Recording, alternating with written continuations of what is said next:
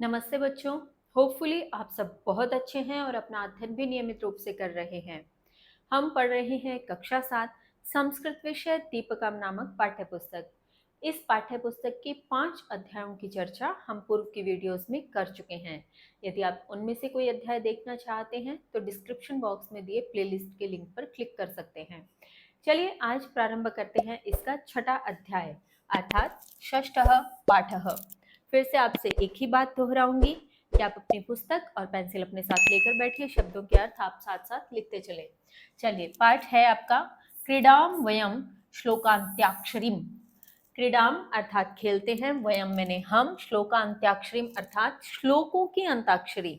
अंत्याक्षरी आप खेलते हैं। अंत्याक्षरी अक्सर हमने गानों की खेली है, आजकल बच्चे वर्ड मीनिंग्स की खेलते हैं। तो ये है संस्कृत के श्लोकों की अंत्याक्षरी। ठीक है, चलिए देखते हैं क्या है। यहाँ पे एक बच्ची कह रही है सखी दीपिके। दीपिके यहाँ पे नाम है, सखी का अर्थ सहेली। सहेली दीपिका वयम अधुना क्रीडितुम अभिलाषमः। वयम हम अधुना अब क्रीडितुम खेलने के लिए इच्छा अभिलाषम मह अर्थात अभिलाषा करते हैं या इच्छा करते हैं।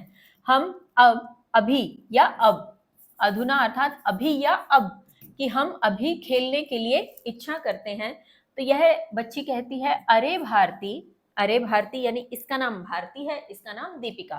तो इसने दीपिका से कहा कि हम खेलने की इच्छा करते हैं अभी। तो यह कहती है अरे भारती बही वृष्टि ही अस्ति। बही अर्थात बाहर, वृष्टि मैंने बरसात, वृष्टि अर्थात बरसात। बाहर बरसात, अस्ति मैंने है, कथम मैंने कैसे, क्रीडामः खेलेंगे। बाहर बरसात है, कैसे खेलेंगे। तो अब ये बच्ची कहती है वृष्टि ही अस्तु नाम, ठीक है बरसात है। इच्छा अस्ति चेत क्रीडाम। इच्छा अस्ति मैंने है, चेत मैंने यदि, क्रीडामः मैंने खेलेंगे। यदि इच्छा है तो खेलेंगे। बरसात तो बाहर है, ठीक है, अस्तु का अर्थ ठीक है, बरसात है, लेकिन यदि इच्छा है तो खेलेंगे। बहिर्गमनस्य आवश्यकता एव नास्ति। बहिर्गमनस्य बाहर जाने की, बहिर मैंने बाहर, गमन मैंने जाने, अस्य यहाँ सप्तमी विभक्ति लग गई, तो बाहर जाने की आवश्यकता एव मैंने ही, न अस्ति, न अस्ति अर्थात नहीं है, बाहर जाने की आवश्यकता ही नहीं है। एषा नूतना क्रीडा अस्ति भो। भो मैंने अरे, एषा मैंने यह, नूतना मैंने नई नया, क्रीडा मैंने खेल, अस्ति मैंने है। अरे यह नया खेल है। अंत्याक्षरी क्रीडा इति, अंत्याक्षरी का खेल। अब आगे यह बच्ची कहती है अवश्यम, अवश्य ही, सॉरी एक यहाँ पे बीच में स्किप हो गया।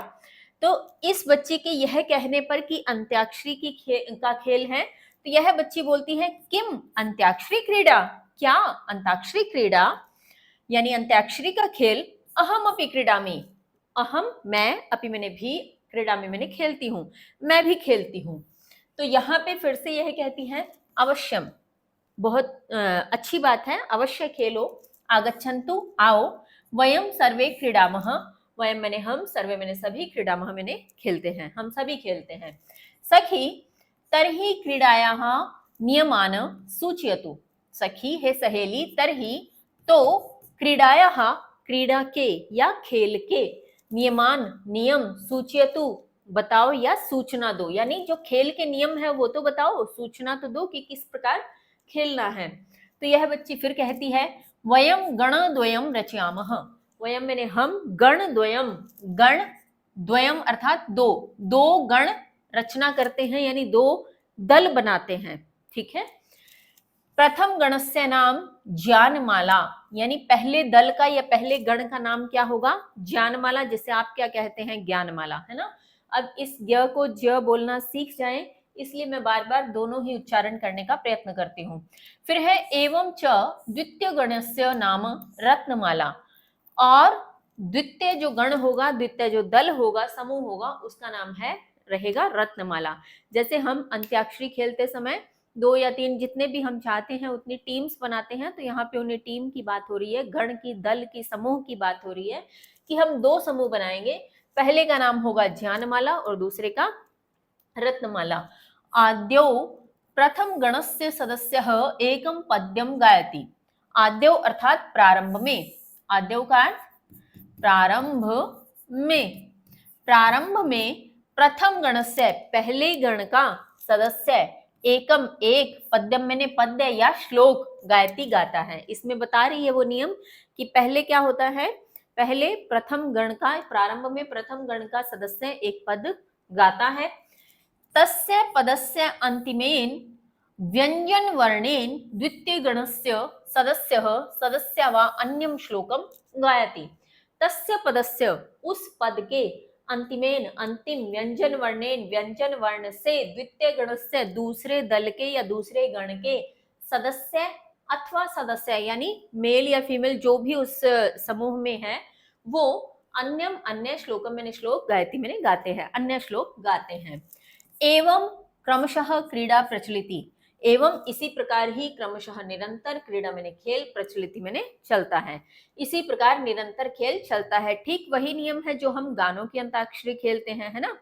तो इसमें उन्होंने क्या कहा कि इसमें गाने के स्थान पर हम क्या गाएंगे, श्लोक अर्थात पद्य गाएंगे। तो यह बच्ची कहती है अहो, अरे, महान आनंद भविष्यति, महान आनंद होगा, यानी अगर ऐसा खेल खेलेंगे तो बहुत आनंद होगा।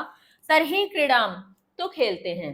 आद्यौ जानमालागणः र इति अक्षरात् पद्यं गायति, ततः रत्नमालागणः वदति। आद्यौ प्रारंभ में, जानमालागणः यानी पहले दल का क्या नाम रखा था, जानमाला, तो जानमाला गण। अब मैंने इसको र बोला था, क्या मैंने इसका उच्चारण सही किया, नहीं, ये र नहीं है। क्यों, क्योंकि इसके पैर में क्या लगा हुआ है, हलंत, हलंत लगा हुआ है, इसका मतलब इसमें स्वर मिश्रित नहीं है। और मैं पहले पूर्व में आई थिंक 6th क्लास की वीडियो में बहुत डिटेल में बता चुकी हूँ, और आपकी शायद पहले पार्ट की वीडियो में बताया था कि जिस भी व्यंजन वर्ण के पैर में हलंत लगा हो उसका उच्चारण करते समय हम उस व्यंजन वर्ण के पश्चात कार का उच्चारण करते हैं। फॉर एग्जाम्पल, ये र में हलंत लगा है तो हम इसको क्या बोलेंगे, रकार। अगर र बोलेंगे, र का मतलब क्या होगा, र में हलंत प्लस अ, तो यहाँ पे प्लस अ है ही नहीं, यहाँ पे पहले से ही बिना अ का है। क्योंकि हमने अपनी हिंदी या संस्कृत जब भी पहली बार पढ़नी प्रारंभ की, हम हिंदी से ही चलते हैं। हिंदी आपने पहली कक्षा में या उससे भी पहले जब भी पढ़नी प्रारंभ की होगी, आपने हमेशा पहली लाइन यही पढ़ी है कि वर्ण दो प्रकार के होते हैं, स्वर और व्यंजन। स्वर अपने आप में स्वतंत्र होते हैं और व्यंजनों को बोलने के लिए स्वरों की सहायता लेनी पड़ती है, क्योंकि व्यंजन स्वयं में अधूरे होते हैं, अर्ध होते हैं। ठीक है, तो ये क्या है, व्यंजन वर्ण है, इसमें स्वर मिला हुआ नहीं है इस समय, क्योंकि इसके पैर में हलंत लगा हुआ है। तो इसको हम उच्चारण करने के लिए आप र नहीं बोल सकते, क्योंकि जैसे ही आप र बोलेंगे तो र में अ मिल गया। तो बिना अ का या बिना स्वर का र बोलने के लिए यह नियम कहता है कि हम उसके पीछे कार शब्द का प्रयोग करते हुए उसका उच्चारण करें। जैसे इसे हम कहेंगे रकार, ठीक है। फॉर एग्जाम्पल, क में अगर हलंत लगा है तो हम कहेंगे ककार, अगर ग में हलंत लगा है तो हम कहेंगे गकार, अगर मान लीजिए प में हलंत लगा है तो हम कहेंगे पकार। ठीक है, इस प्रकार से उच्चारण किया जाता है। और जब इस प्रकार से हम उच्चारण करते हैं कि पकार, चकार, खकार, तो उसका मतलब ये नहीं होगा कि आप इस प्रकार से लिख दें पकार, ये गलत हो जाएगा। पकार बोले जाने का मतलब हो जाएगा कि आप प में हलंत लगाएं, चकार बोले जाने का मतलब होगा कि आप च में हलंत लगाएं। इस प्रकार से इसका लिखित स्वरूप होता है, और उच्चारण के स्वरूप में पकार, चकार, ककार, खकार, नकार, वकार इस प्रकार से उच्चारण किया जाता है। चलिए हम वापस पाठ पर आते हैं। प्रारंभ में जानमाला गण रकार इस अक्षर से पद गाता है, ठीक। ततः बाद में रत्नमाला गणः वदति कहता है, बाद में रत्नमाला गण कहता है। अब यहाँ पे आपके जो टेबल में दिया हुआ है, यह तो प्रारंभ में सभी एक साथ पद्य दिखाए हैं आपको। इसमें सिर्फ हम देखते हैं कि किस प्रकार से अंत्याक्षरी खेली, और इन पद्य का जो भी अर्थ होगा वो हम नीचे डिटेल में करते चलेंगे। जैसे अभी उन्होंने क्या कहा कि जानमाला गण ने रकार इस व्यंजन वर्ण से शुरू किया था। अब स्वर कुछ भी हो सकता था, ठीक है। अगर हम उसी समय उसको र बोल देते, इसका मतलब होता कि कोई ऐसा पद गाया जिसका प्रारंभ र से हुआ है, अर्थात रकार में अ मिला हुआ है और फिर गाया। लेकिन यहाँ अगर आप देखेंगे तो ये रू, रकार में क्या मिला, ऊ मिला, फिर इन्होंने रू, यानी रकार व्यंजन वर्ण का प्रयोग किया। स्वर कोई भी हो सकता था, जैसे हम अंत्याक्षरी में क्या करते हैं, है ना, हम भी तो यही करते हैं, अगर ह आया तो हम ह से, ही से, हा से, हु से इस प्रकार से गाते हैं, है ना। अगर हमारे पास कोई भी व्यंजन वर्ण, मान लीजिए च आया, तो हम चा, ची, चू, चे इस प्रकार से किसी भी व्यंजन वर्ण के, ऐसा व्यंजन वर्ण जिसमें कोई भी स्वर मिश्रित हो, तो हम उस प्रकार से गाने को प्रारंभ करते हैं। इसलिए यहाँ पे ज्ञानमाला ने रकार व्यंजन वर्ण से गाया। अब इसका अंत क्या था, ककार व्यंजन वर्ण। तो यहाँ पे रत्नमाला जो गण था उन्होंने ककार से प्रारंभ किया, तत्पश्चात वकार पे खत्म किया तो इन्होंने वकार से शुरू किया। यह यकार पे खत्म हुआ तो इन्होंने यकार से प्रारंभ किया। यह तकार पे खत्म हुआ तो इन्होंने तकार से प्रारंभ किया। वकार से खत्म होने पर वकार से यहाँ प्रारंभ हुआ। शकार से खत्म होने पर यहाँ शकार से प्रारंभ हुआ। नकार से समाप्त हुआ तो यहाँ नकार से प्रारंभ इन्होंने किया। फिर तकार से अंत हुआ तो यहाँ तकार से इन्होंने प्रारंभ किया। तत्पश्चात मकार। अब आप एक चीज देखिए, ये मैं क्यों बता रही थी, मैं ये भी कह सकती थी कि आप पढ़ लेना फिर देख लेंगे, लेकिन अब अगर आप देखेंगे तो इस भूषणम के अंत में मकार वर्ण आ रहा है, लेकिन इन्होंने मकार से प्रारंभ नहीं किया, इन्होंने नकार से प्रारंभ किया, क्योंकि इन्होंने ऐसा आगे नियम भी बताया है कि अगर ऐसा कोई भी शब्द है जिसके अंत में, कोई भी पद जिसके अंत में अनुनासिक वर्ण आ रहा है, अनुनासिक वर्ण किसको कहते हैं, आपके जो भी 5 वर्ग हैं, 5 वर्ग कौन से हैं, क वर्ग, च वर्ग, त वर्ग, ट वर्ग, प वर्ग, ठीक है, ये 5 वर्ग हैं। पांचों वर्गों के अंतिम जो पंचम वर्ण होते हैं, अंतिम पंचम वर्ण, वो क्या कहलाते हैं, अनुनासिक वर्ण कहलाते हैं। क्या कहलाते हैं, अनुनासिक वर्ण कहलाते हैं। और इन्होंने एक नियम जो आगे बताया है चैप्टर के एंड में, लेकिन हम यही समझ लेते हैं कि अगर किसी पद्य के अंत में अनुनासिक वर्ण आ जाए तो हम अनुनासिक वर्ण को व्यंजन वर्ण के स्वरूप में न मान करके उससे पूर्व के वर्ण को हम मानेंगे, स्वीकार करेंगे। तो जैसे यहाँ मकार अनुनासिक वर्ण आ गया, अब इससे पूर्व क्या है, अण है ठीक है, अण है, तो अण अर्थात न और अण ये सवर्ण माने जाते हैं, तो इन्होंने न से प्रारंभ कर दिया। इस प्रकार से जो दोनों गण थे, ज्ञानमाला गण और रत्नमाला गण, इन्होंने श्लोकों की अंत्याक्षरी खेली। अब इस अंत्याक्षरी में पद्य का किस प्रकार से अर्थ निकलता है, या इस अंत्याक्षरी के माध्यम से हमें कौन से पद्य समझाने का प्रयत्न किया गया है, उन पे बात करते हैं। ठीक है, पहला आपका पद है, रूप यौवन संपन्ना विशाल कुल संभवा विद्याहीना न शोभन्ते निर्गंधा इव किंशुकः। अब बच्चों आपको ध्यान होगा, पहले हम एक ऐसा पाठ कर चुके हैं जिसमें सुभाषितों पर बात की गई थी, और उन सुभाषितों के भी पद, छेद, अन्वय और फिर भावार्थ था। वहां मैंने आपको डिटेल में बताया था कि पद छेद किसे कहते हैं, अन्वय किसे कहते हैं, भावार्थ का क्या स्वरूप होता है और उसको पढ़ने का तरीका। ठीक है, तो यहाँ पे अब मैं वो डिटेल दोबारा नहीं बताऊंगी, आप पुराने उस चैप्टर पर जाकर के देखिए। तो हम चलते हैं, अब मुझे ध्यान है कि पद, छेद और अन्वय आप उसके आधार पे स्वयं पढ़ लेंगे कि इसमें क्या है क्या नहीं।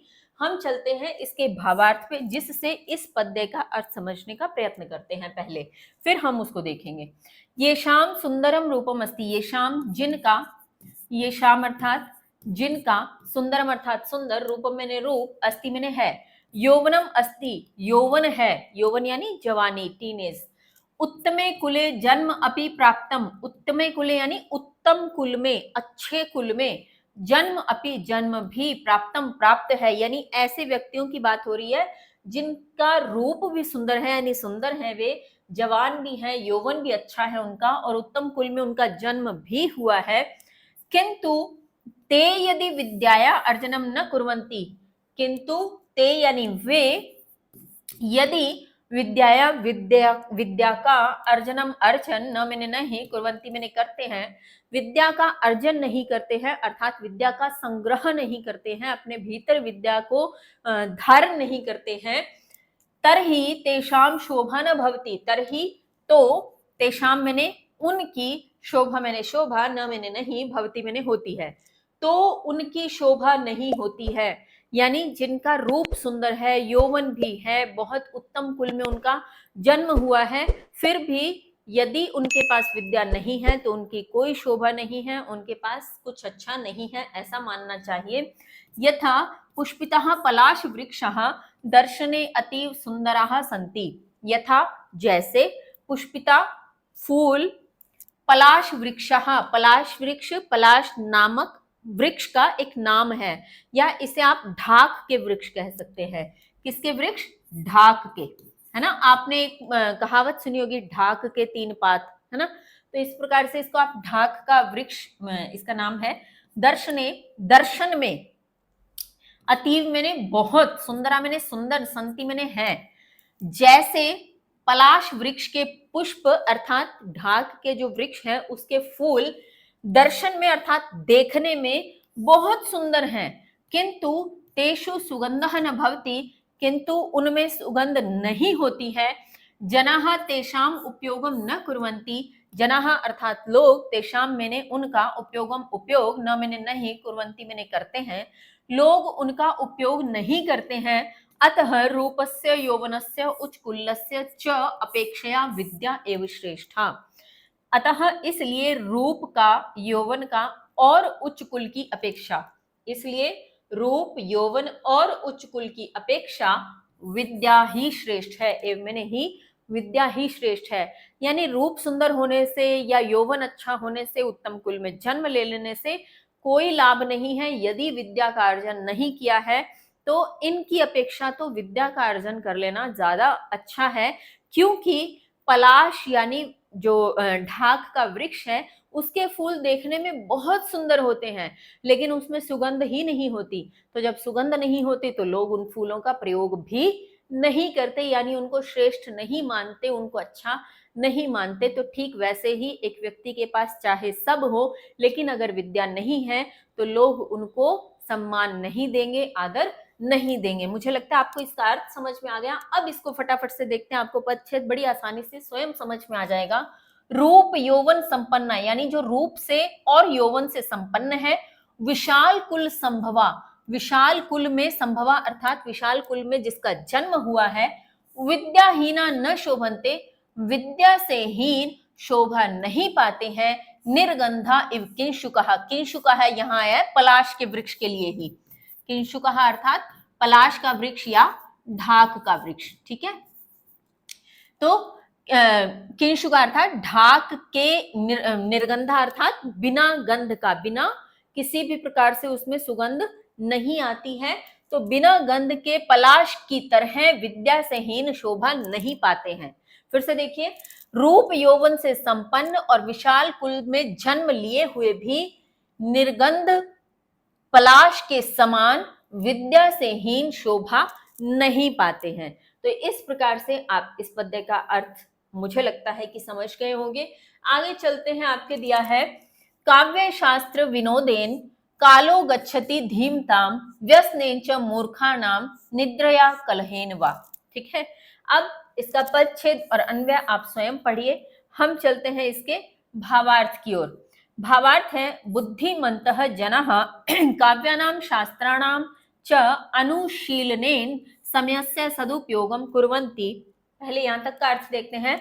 बुद्धिमन्तः अर्थात बुद्धिमान, जनः लोग, बुद्धिमान लोग, काव्यानां शास्त्राणां काव्य और शास्त्रों के, चाहे मने और काव्य और शास्त्रों के अनुशीलनेन अनुशीलन में, यानी काव्य और शास्त्रों को पढ़ने में, उनका अनुसरण करने में, उनको मानने में समयस्य समय का सदुपयोगम सदुपयोग कुर्वन्ति करते हैं।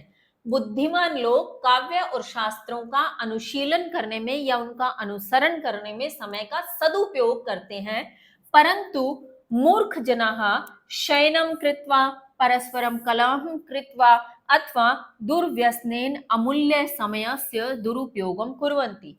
परंतु मूर्ख लोग शयन करके, यानी सो करके, शयन होता है सोना, सो करके, परस्पर यानी आपस में, कलहम झगड़ा, कृत्वा करके, कलहम अर्थात झगड़ा, परस्पर अर्थात आपस में झगड़ा करके, अथवा दुर्व्यसनेन बुरे आदतों में, दुर्व्यसनेन अर्थात बुरी आदतों में, आप ये भी कह सकते हो भोग विलास में, ठीक है। तो आप कुछ भी इनमें से प्रयोग करें, दोनों ही ठीक माना जाएगा। तो मैं यहां लिख रही हूं बुरी आदतों में, बुरी आदतों में। अमूल्य समय से, अमूल्य समय का दुरुपयोग कुर्वन्ति करते हैं। यहाँ पे एक तरह से अंतर बताया है बुद्धिमान लोगों में और मूर्ख लोगों में। फिर से पढ़ते हैं एक बार। बुद्धिमान लोग काव्य और शास्त्रों का अनुसरण करने में समय का सदुपयोग करते हैं, परंतु मूर्ख लोग सोकर, आपस में झगड़ा करके या बुरी आदतों में अपने अमूल्य समय का दुरुपयोग करते हैं। अतः इसलिए वयम नित्यम विद्याभ्यासेन पठनेन लेखनेन वा समयस्य सदुपयोगम कुर्मः। इसलिए वयम, हमें, नित्यम में नित्य, विद्याभ्यासेन विद्या के अभ्यास में, पठनेन पढ़ने, लेखने लिखने वा अथवा पढ़ने में और लिखने में, समय से समय का सदुपयोग कुर्मः करना चाहिए। इसलिए हमें प्रतिदिन या नित्य विद्या के अभ्यास में, पढ़ने और लिखने में समय का सदुपयोग करना चाहिए। तो भावार्थ समझ लिया। अब इसको फटाफट से देख लेते हैं। काव्य शास्त्र विनोदेन कालो गच्छति धीमताम। काव्य शास्त्र विनोदेन अर्थात काव्य और शास्त्र का अनुसरण करने में, उसको पढ़ने में, ठीक है। काव्य शास्त्र पढ़ने में, कालो अर्थात समय, गच्छति मैंने जाता है, धीमताम बुद्धिमानों का, धीमताम बुद्धिमानों का। तो बुद्धिमानों का समय काव्य और शास्त्र को पढ़ने में जाता है। व्यसनेन च मूर्खानाम निद्र या कलहेन वा। व्यसनेन बुरी आदतों में, च मैंने और, मूर्खानाम मूर्खों का, निद्रा नींद में, कलहेन झगड़े में, वा मैंने अथवा। मूर्ख और मूर्खों का निद्रा, कलह यानी नींद, झगड़ा करने या फिर बुरी आदतों में समय जाता है। तो यहाँ पे हमें बुद्धिमान और जो मूर्ख हैं उनके बीच अंतर समझाया और हमें यह सीख देने का प्रयास किया गया है इस पद्य के माध्यम से कि हमें पढ़ने लिखने में अपना समय लगाना चाहिए, जो हमारे जीवन में काम आए। चलते हैं अगले पद्य की ओर। विद्या विवादाय धनम मदाय शक्ति ही परेशान परिपीडनाय खलस्य साधुर विपरीत मेतत् ज्ञानाय दानाय च रक्षणाय। ठीक है। पदच्छेद अन्वय आप स्वयं करने का प्रयत्न करें, पढ़ने का प्रयत्न करें। हम चलते हैं भावार्थ की ओर। दुष्टः जनः विद्यायाः उपयोगम कलहार्थम करोति। दुष्टः दुष्ट, जन मैंने लोग, विद्या का उपयोग कलहार्थम अर्थात झगड़े में या कलह करने के लिए करोति करते हैं। कुछ दुष्ट लोग ऐसे भी होते हैं जो विद्या तो ग्रहण करते हैं, लेकिन विद्या का उपयोग किस में करते हैं? झगड़े के लिए, कलह करने के लिए प्रयोग करते हैं। कैसे? धनस्य उपयोगम अहंकारार्थम करोति।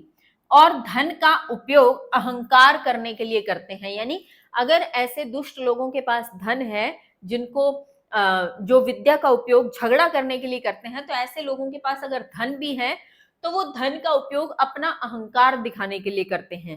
उनमें वो अहंकार की भावना आ जाती है कि मेरे पास इतना धन है।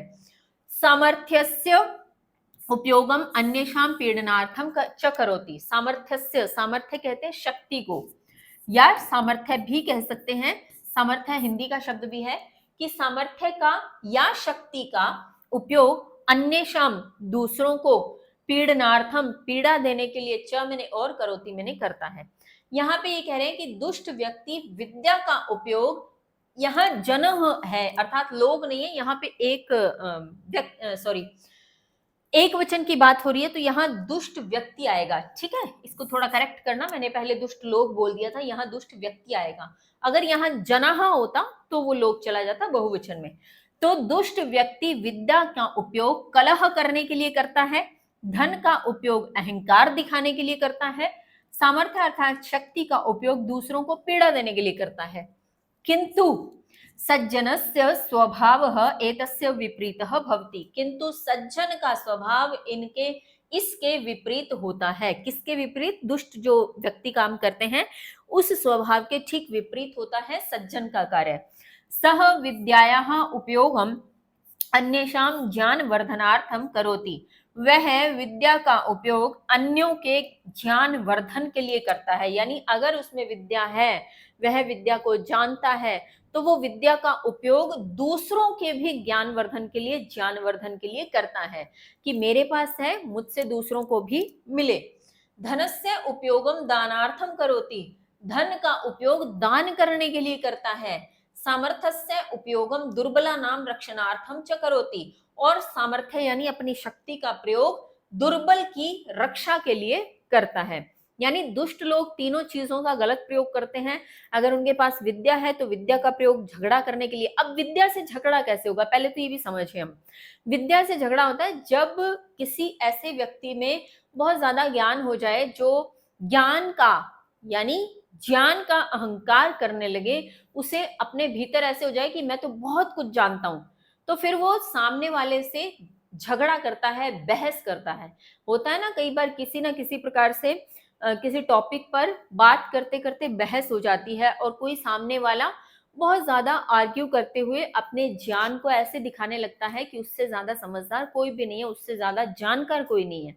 तो इस प्रकार से विद्या का प्रयोग कलह करने के लिए, विवाद बढ़ाने के लिए, अपना अहंकार दिखाने के लिए, अपने ज्ञान का अहंकार दिखाने के लिए करता है।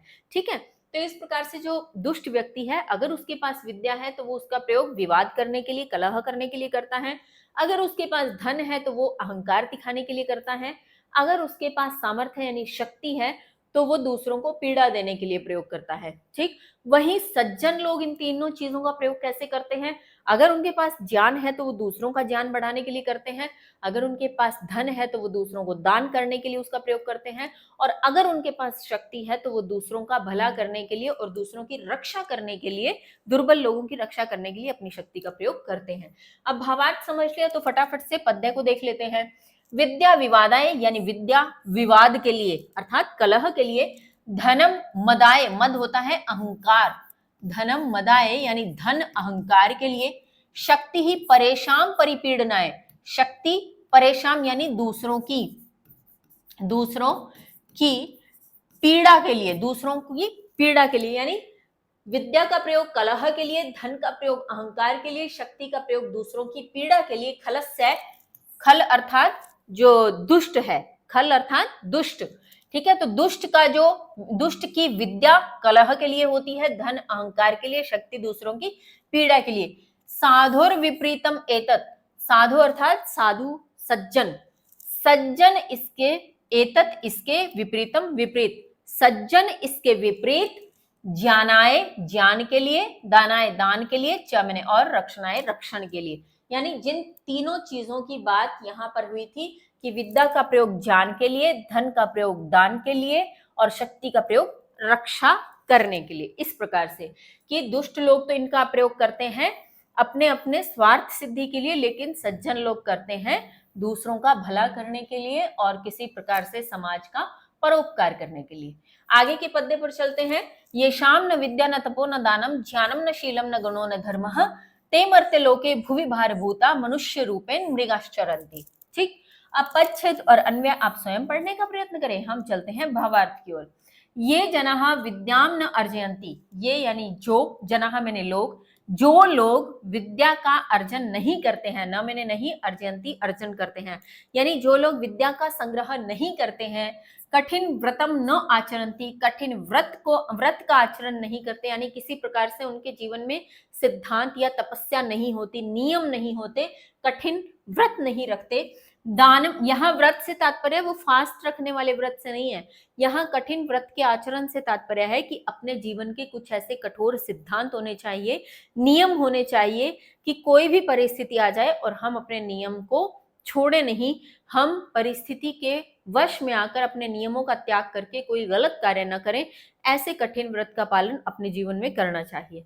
तो कठिन व्रत जो आचरण नहीं करते, दानम न कुर्वन्ति जो दान नहीं करते, ज्ञानम न अर्जयन्ति ज्ञान का अर्जन नहीं करते, यानी ज्ञान को अपने भीतर धारण नहीं करते, उत्तम चरित्रवन्तः न भवन्ति उत्तम चरित्र वाले नहीं होते, गुणवन्तः न सन्ति गुणवान नहीं होते या गुणवान नहीं है, धर्माचरणम न कुर्वन्ति धर्म का आचरण नहीं करते, ते वे, ते का अर्थ वे, अस्याम भूमो, अस्याम इस, भूमो भूमि पर, भूमो अर्थात भूमि पर, भार भूतः, भार, इस भूमि पर भार, संतः मैंने है, इस भूमि पर भार है, पशवः, पशु की, इव मैंने तरह, तरह या समान, पशु के समान या पशु की तरह, इस्ततः इधर उधर, भ्रमंती घूमते हैं, पशु की तरह इधर उधर घूमते हैं।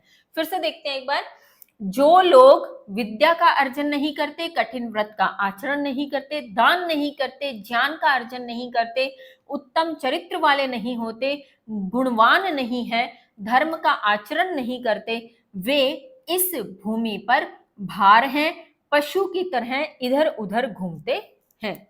अब इससे चलते हैं हम पद्य पर। ये शाम न विद्या न तपो न दानम, ज्ञानम न शीलम न गुणो न धर्मो।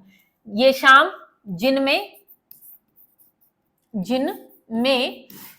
न विद्या है न तप है, तप से तात्पर्य कठिन व्रत से है, तो जिनमें न विद्या है न तप है न दान है न ज्ञान है न शील है न गुण है न धर्म है, ते वे, ते अर्थात वे, मर्त्यलोके अर्थात संसार में, मर्त्यलोके अर्थात संसार में, भुवि भूमि पर, भार भूता, भार मनुष्य रूपेण, मनुष्य के रूप में, मृगाश्चरन्ति, पशुओं की तरह विचरण करते हैं। फिर से देखें, जिनमें न विद्या है न तप है न दान है न ज्ञान है न शील है न गुण है न धर्म है, वे संसार में भूमि पर भार, मनुष्य के रूप में, भार के रूप में, पशुओं के समान विचरण करते हैं या पशुओं के समान घूमते हैं। आगे के पद्य पर चलते हैं। तदा वृत्तिश्च कीर्तिश्च लक्ष्मीर्वाणी यशस्विनी तत्व ज्ञानम परा शांतिर यदा विद्या भवे तवह। अब पदच्छेद और अन्वय आप स्वयं पढ़े, हम भावार्थ से इस पद्य को समझने का प्रयत्न करते हैं।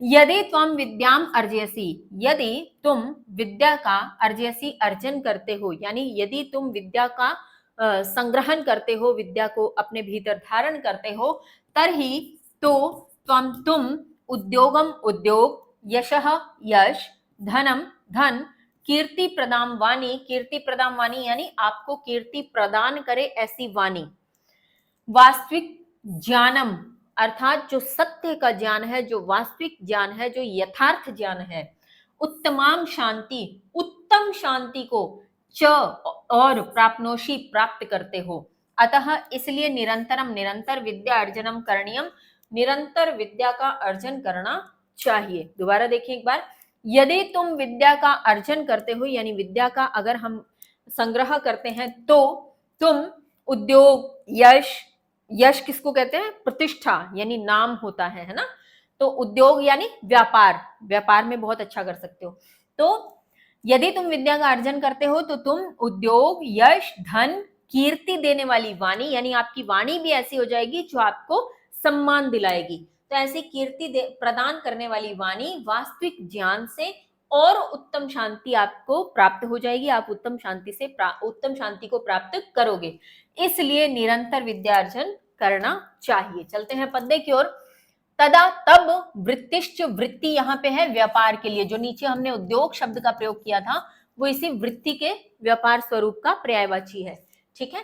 तो तब व्यापार, कीर्तिश्च कीर्ति, लक्ष्मी अर्थात धन, वाणी यशस्विनी, वाणी यशस्विनी यानी यशस्वी वाणी, अर्थात यहाँ था कीर्ति प्रदा वाणी या यशस्वी वाणी जो आपको सम्मान प्रदान करे, तत्व ज्ञानम अर्थात वास्तविक ज्ञान या यथार्थ ज्ञान, यथार्थ ज्ञान, परा शांति, परा शांति अर्थात परम शांति, यदा जब, विद्या भवेत तब, जब तुम विद्या धारण करते हो, जब तुम विद्या के हो जाते हो या विद्या का अर्चन करते हो, तब व्यापार, कीर्ति, धन, यशस्वी वाणी, यथार्थ ज्ञान और परा शांति को, परम शांति को प्राप्त करते हो। तो इसलिए हमें क्या करना चाहिए, हमें निरंतर विद्या का संग्रह करते रहना चाहिए, जितना संभव हो सके हम विद्या को ग्रहण करते रहें। आगे का पद्य है, विद्या नाम नरस्य रूपम अधिकम प्रछन्न गुप्तम धनम, विद्या भोगकारी यशः सुखकरी, विद्या गुरुणाम गुरु, विद्या बंधुजनो विदेश गमने, विद्या परा देवता, विद्या राजसु पूज्यते न हि धनम, विद्या विहीनः पशुः। पदच्छेद अन्वय आप स्वयं पढ़िएगा। हम चलते हैं भावार्थ की ओर। विद्या मनुष्यस्य श्रेष्ठम सौंदर्यम अस्ति। विद्या मनुष्य का श्रेष्ठ सौंदर्य है, यानी मनुष्य का सबसे सुंदर सौंदर्य यदि कोई है तो वो विद्या है। अदृश्यम गुप्तम च धनम अस्ति। अदृश्यम न दिखने वाला, गुप्तम गुप्त, च मैंने और, धनम मैंने धन, अस्ति मैंने है, न दिखने वाला और गुप्त धन है।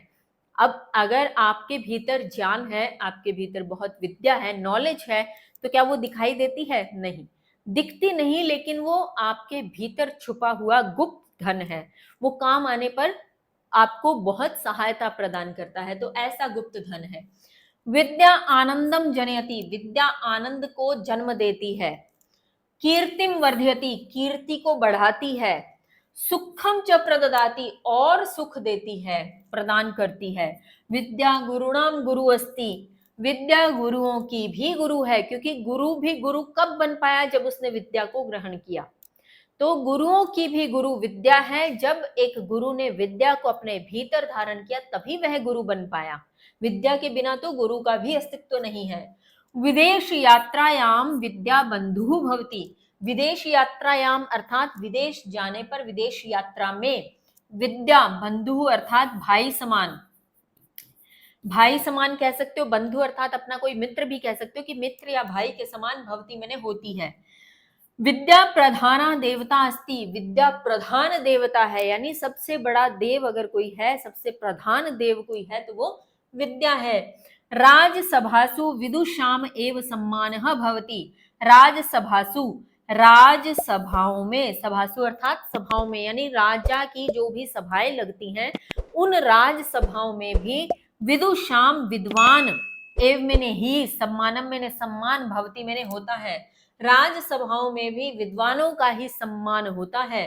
न तो धनिकस्य, लेकिन धनिक का नहीं।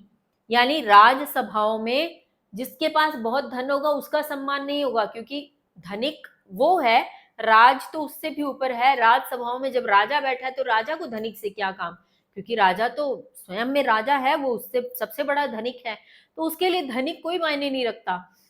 लेकिन अगर कोई उससे ज्यादा ज्ञानवान है, जिसने विद्या का संग्रहण कर रखा है, जो बहुत कुछ जानता है, जिसमें बहुत नॉलेज है, जो बहुत विद्वान है, ऐसे विद्वानों का तो राजसभाओं में भी सम्मान होता है। ठीक है।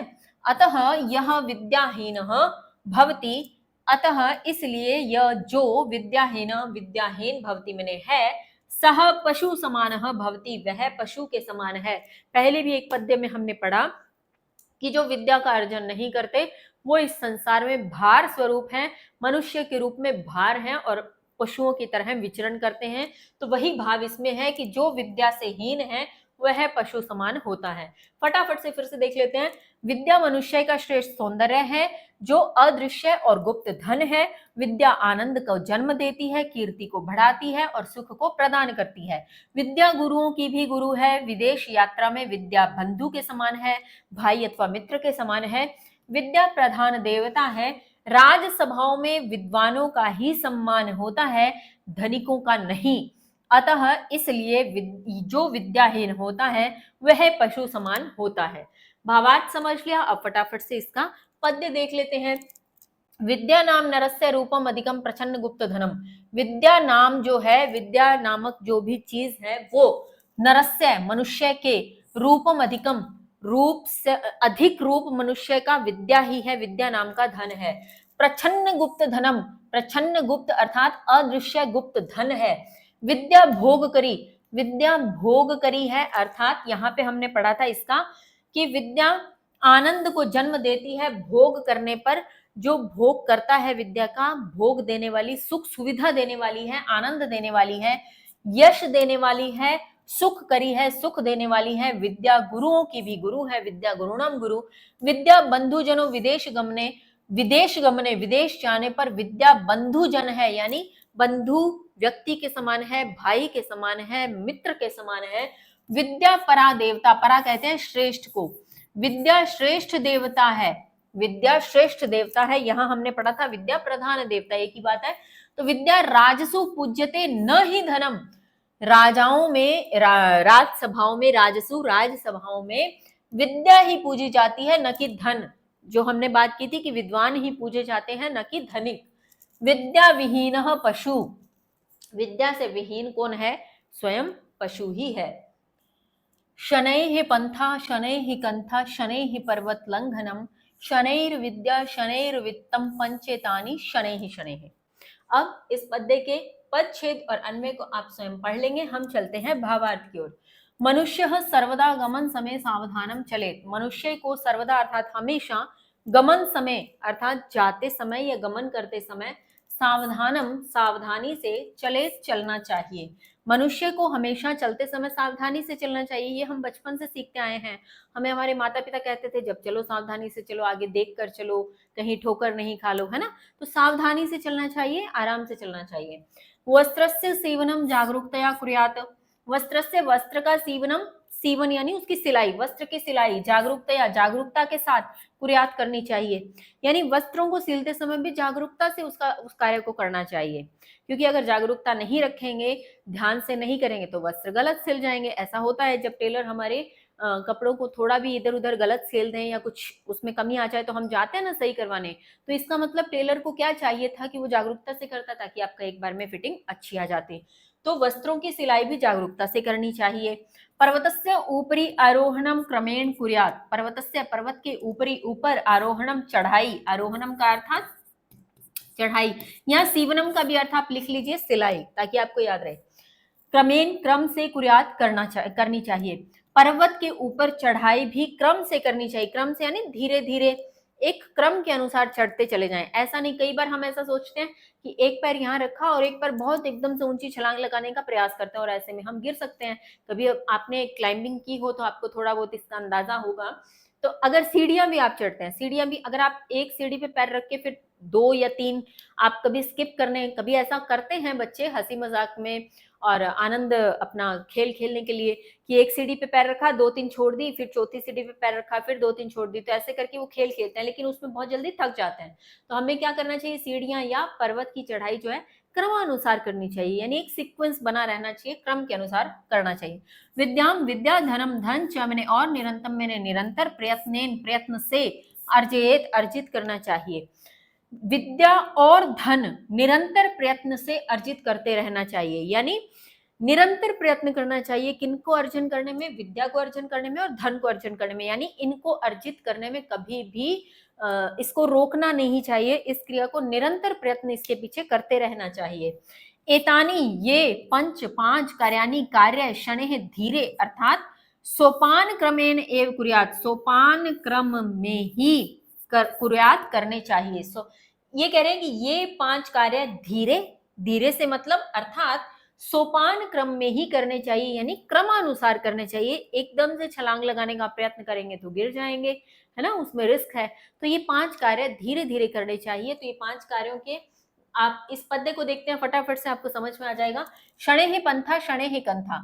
अब मैं एक बार शब्दों के अर्थ, शनैः का अर्थ जहां भी आएगा वो है धीरे, शनैः का अर्थ धीरे, पंथा का अर्थ मार्ग या रास्ते में चलते समय, पंथा मार्ग या रास्ते में, कंथा वस्त्रों की सिलाई करते समय, कंथा वैसे अगर एप्रोप्रिएट कंथा शब्द का अर्थ देखें तो होता है गूदड़ी। क्या होता है, गूदड़ी सीलने में। अब गूदड़ी क्या होता है, आपने कभी देखा होगा छोटे बच्चों के नीचे एक घरों में बनाकर माताएं रखती थी, छोटे बच्चों के नीचे एक मतलब बिस्तर नुमा गद्दा नुमा एक पतली सी लेयर होती है, चद्दर कह सकते हैं या कुछ भी, जिसको चारों तरफ से सीलकर उसमें रुई या कपड़े एक्स्ट्रा डाल करके, पुराने कपड़े भर करके और उसको फिर सीला जाता है। वो छोटे बच्चों के नीचे एक तो आरामदायक रहती है और अगर वो बार बार गंदा करते हैं तो वो बाकी के जो घर के और बिस्तर हैं वो खराब नहीं होते। तो गूदड़ी बोलते हैं, आप अपनी मम्मी से भी पूछेंगे तो वो बता देंगे कि गूदड़ी किसको कहा जाता है। तो कंथा का एप्रोप्रिएट वर्ड मीनिंग देखे तो गूदड़ी की, गूदड़ी सीलते बड़ी सावधानी रखनी चाहिए।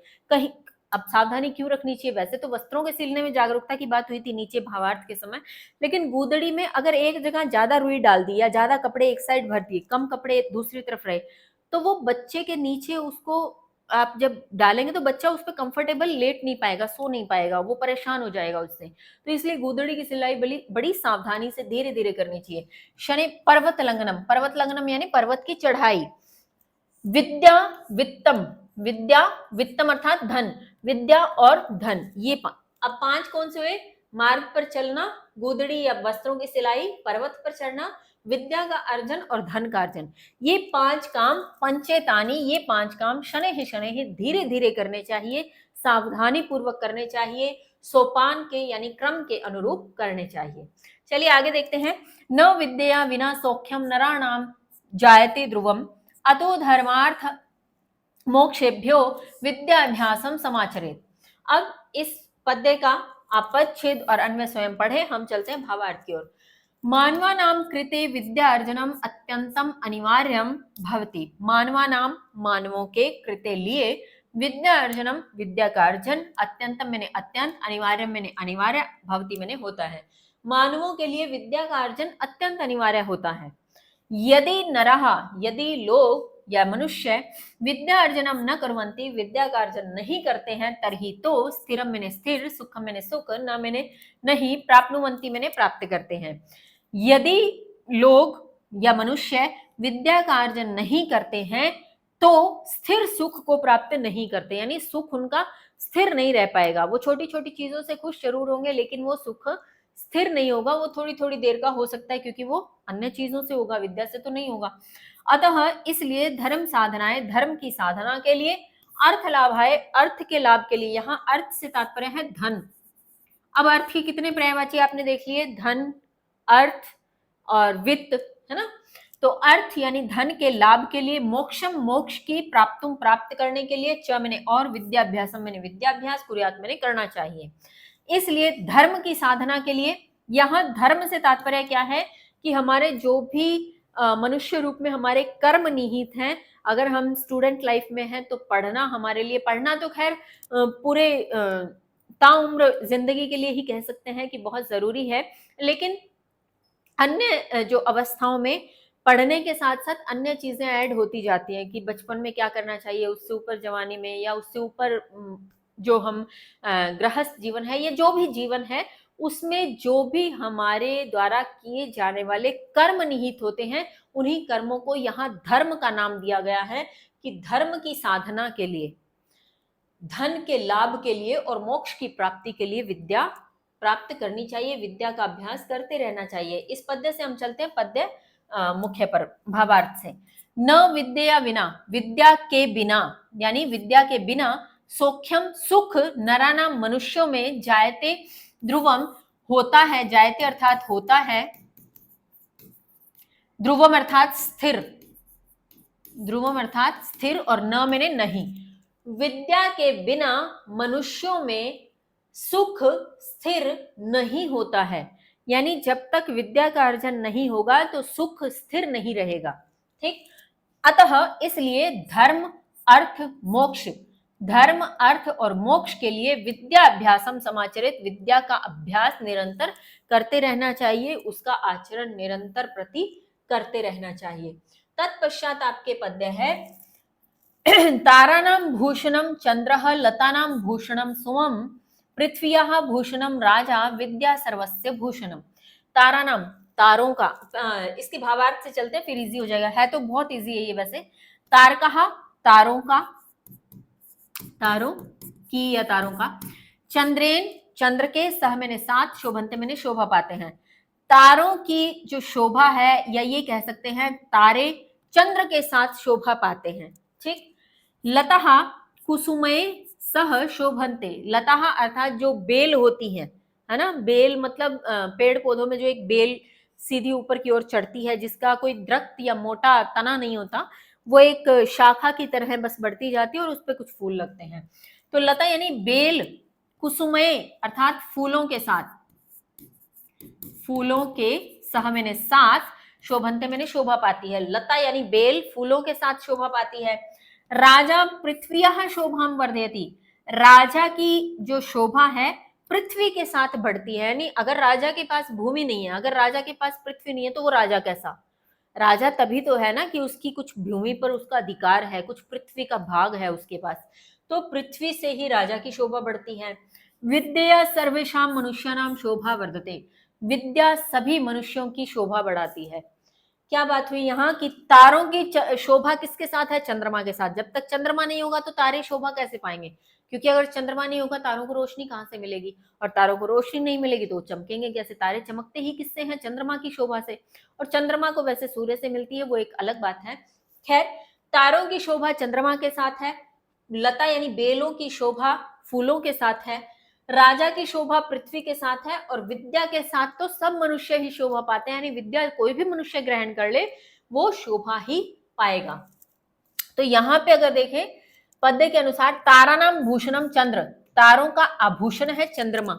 भूषणम अर्थात आभूषण, भूषणम आप लें आभूषण, ठीक है। तारों का आभूषण है चंद्र, लता नाम भूषणम सुमम, बेलों का यानी लताओं का आभूषण है फूल, सुमम अर्थात फूल। पृथ्व्यः भूषणम राजा, पृथ्वी आभूषण है राजाओं का। विद्या सर्वस्य भूषणम, और विद्या सभी का आभूषण है, यानी विद्या ऐसी है जो सभी को भूषित करती है, सभी को अलंकृत करती है। इस प्रकार से विद्या बहुत महत्वपूर्ण है। फिर है आपके न चोरहार्यम न च राजहार्यम न भ्रातृभाज्यम न च भारकारी व्यय कृते वर्धत एव नित्यम विद्याधरम सर्वधन प्रधानम। इसका परिच्छेद और अन्वय आप स्वयं पढ़े, हम चलते हैं भावार्थ की ओर। चोरः धनम चोरयितुम शक्नोति, चोर धन चुराने के लिए समर्थ है या धन चुराने में सक्षम है। राजा धनम अपहृतुम शक्नोति, राजा धन का अपहरण करने में समर्थ है या उसको चुरा सकता है, धन का अपहरण कर सकता है।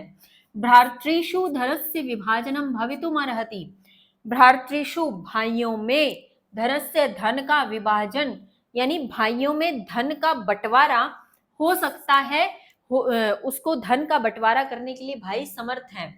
धनस्य व्ययेन धनम न्यूनम भवति, धनस्य धन का व्ययन खर्च करने से, धन को व्यय करने से, व्यय अर्थात खर्च, धन को खर्च करने से धन न्यूनम, न्यूनम अर्थात कम, न्यूनम अर्थात कम, भवति मैंने होता है, धन को खर्च करने से धन कम होता है। किंतु विद्या रूपम धनम चोरः चोरितुम न शक्नोति, विद्या रूप धन चोर चुराने के लिए समर्थ नहीं है, न मैंने नहीं है, ठीक है। विद्या रूप धन को चुराने में चोर समर्थ नहीं है। राजा तस्य अपहरणम कर्तुम न शक्नोति, राजा उसका अपहरण करने में समर्थ नहीं है। विद्या धनस्य विभाजनम न भवति, विद्या धन का विभाजन नहीं होता है। विद्या भार युक्ता न भवति, विद्या भार नहीं होता है। विद्या वित्रेन विद्या धनम इतो अपि वर्धते, विद्यायाः अर्थात विद्या का वितरणेन, वितरण करने से, विद्या का वितरण करने का मतलब होता है कि बांटना, यानी विद्या को और ज्यादा अधिक लोगों को देने से, विद्या का वितरण करने से विद्या धन यह भी बढ़ता ही है, यह विद्या का धन बढ़ता है। अतः इसलिए सर्वधनेषु सभी धनों में विद्या धनम विद्या धन एवं मैंने ही प्रमुखम, मैंने प्रमुख, धनम अस्ति मैंने धन है, इसलिए सभी धनों में विद्या धन ही प्रमुख धन है। तो ये हमें क्या कह रहे हैं कि चोर चोरी कर सकता है धन की, राजा धन का अपहरण कर सकता है, भाइयों में धन का बंटवारा हो सकता है, लेकिन विद्या नामक जो धन है उसको न चोर चुरा सकता है, न राजा अपहरण कर सकता है, न भाई बांट सकते हैं। अपितु विद्या नामक धन को बांटने से, उसको उसका वितरण करने से वो बढ़ता है, इसलिए सब धनों में प्रमुख धन कौन सा है? विद्या। तो इसके भावार्थ से चलते हैं इसके पद्य पर कि न चोर हार्यम न च राजहार्यम, न चोर के द्वारा चुराने योग्य है, हार्यम अर्थात चुराने योग्य, न चोर के द्वारा चुराने योग्य है, न च राजहार्यम न राजा के द्वारा अपहरण करने योग्य है, न भ्रातृभाज्यम न भाइयों के द्वारा भाज्य अर्थात बांटने योग्य है, न च भारकारी और न ही किसी प्रकार का भार है। व्यय कृते व्यय करने पर, वर्धते बढ़ता, एवं मैंने ही, नित्यम मैंने नित्य, व्यय करने पर नित्य बढ़ता ही है। विद्या धनम सर्वधन प्रधानम, विद्या का धन सभी धनों में प्रधान है, इसलिए हमें सदैव विद्या का संग्रह करते हुए, विद्या का अर्जन करते हुए अपने जीवन को व्यतीत करना चाहिए और इसका वितरण करते रहना चाहिए। जितना वितरण करेंगे ये उतना बढ़ेगा। क्यों बढ़ेगा? क्योंकि जब हम वितरण करेंगे, हम किसी को एक ज्ञान की बात बताएंगे तो वो भी हमें उसके विषय में और अन्य ज्ञान जो उसके पास है वो देगा। तो ऐसे करते करते यह ज्ञान वृद्धि को प्राप्त होता है। इसी के साथ आपके इस अध्याय का हिंदी अनुवाद यहाँ समाप्त होता है। मिलते हैं अगली वीडियो में इसके अभ्यास कार्य के साथ। तब तक के लिए स्वस्थ रहिए, मस्त रहिए, पढ़ते रहिए। जय हिंद, जय भारत।